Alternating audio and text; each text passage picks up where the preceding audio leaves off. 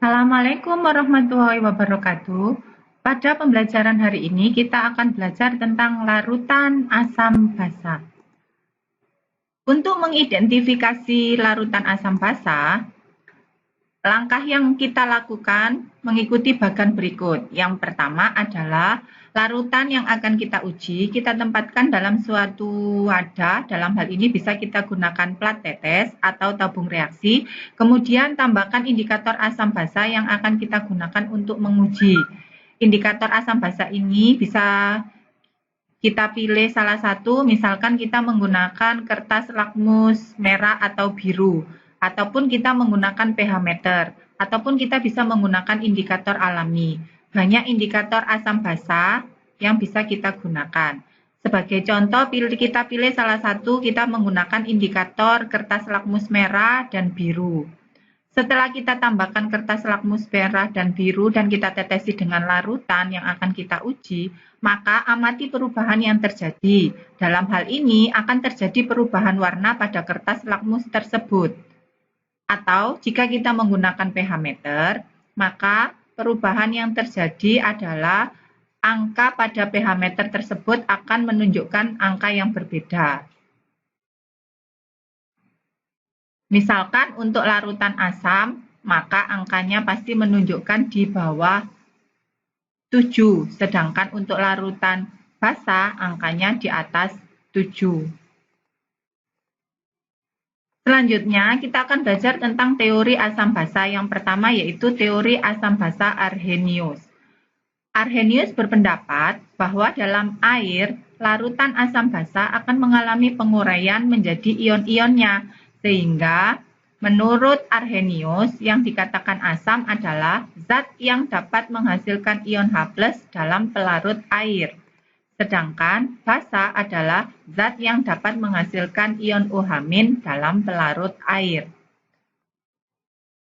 Teori asam basa yang kedua yaitu teori asam basa Bronsted-Lowry.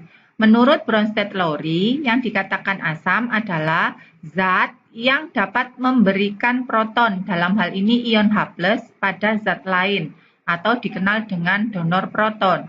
Basa adalah zat yang dapat menerima ion H+ dari zat lain, atau dikenal dengan aseptor proton.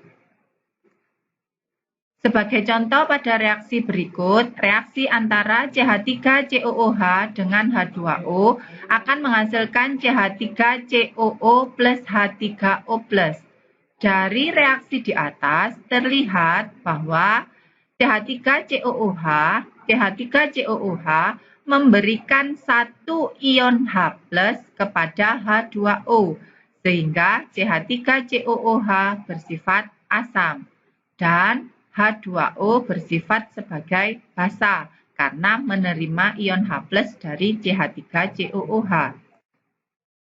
Bronsted-Lowry menyatakan, jika suatu asam memberikan proton H+, maka sisa asam tersebut berkemampuan untuk bertindak sebagai basa. Sisa asam tersebut dinyatakan sebagai basa konjugasi. Demikian pula untuk basa. Jika suatu basa dapat menerima proton H+, maka zat yang terbentuk berkemampuan sebagai asam, disebut sebagai asam konjugasi. Sebagai contoh, pada reaksi HCOOH ditambah dengan H2O akan menghasilkan HCOO- plus H3O+, di mana HCOOH itu asam karena dia mendonorkan ion H+-nya kepada H2O, dan H2O basa karena dia menerima ion H+ dari HCOOH. Kemudian HCOOH berubah menjadi HCOO- dengan melepas satu proton H+ membentuk basa konjugasi, sehingga HCOOH dengan HCOO- dinamakan pasangan asam basa konjugasi. Begitu juga dengan H2O. Karena menerima ion H+ sebanyak 1 menjadi H3O+, sehingga H2O bersifat basa dan merupakan pasangan asam basa konjugasi dengan H3O+.